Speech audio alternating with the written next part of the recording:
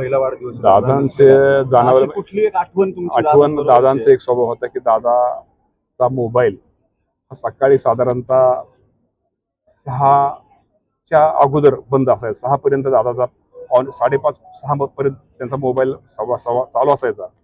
आणि तो लहानपणापासून दादा गोष्ट मला माहिती असल्यामुळं त्या दरम्यान मी फोन करायचो. आणि दादांचा वाढदिवस त्यांच्या कुटुंबामध्ये ते रात्री 12 वाजताच तो साजरा व्हायचा. बाकीचे सगळे घरातले झोपलेले असायचे, परंतु दादा ते फोन उचलायचे आणि आम्ही ज्यावेळेस शुभेच्छा द्यायचो तर तिकडून दादांचा आवाज यायचा. म्हणजे दादा तर शुभेच्छा स्वीकारायचे आणि कसं चाललंय, बरं चाललंय का, आज पाऊस आज आपल्या सगळीकडे होतोय.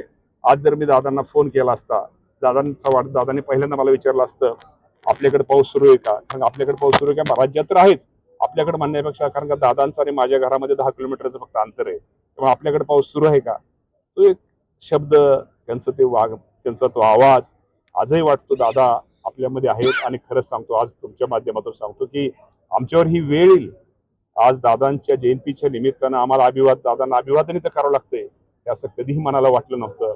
एक शेतकऱ्यांचा नेता, सर्व क्षेत्रामध्ये सर्वांना न्याय देणारा नेता, आणि गरीब माणसासाठी किती पुढचा श्रीमंत मोठा माणूस असला, कार्यकर्ता नेता जरी असला, त्याला खांद्यावरती घेणारा नेता आज आपल्यामध्ये, त्याला अंगावरती घेणारा नेता आज आपल्यामध्ये राहिलेला नाही. त्याचं निश्चित प्रकारे दुःख आहे. दादासारखा नेता या राज्याला पुन्हा कधी मिळणार नाही.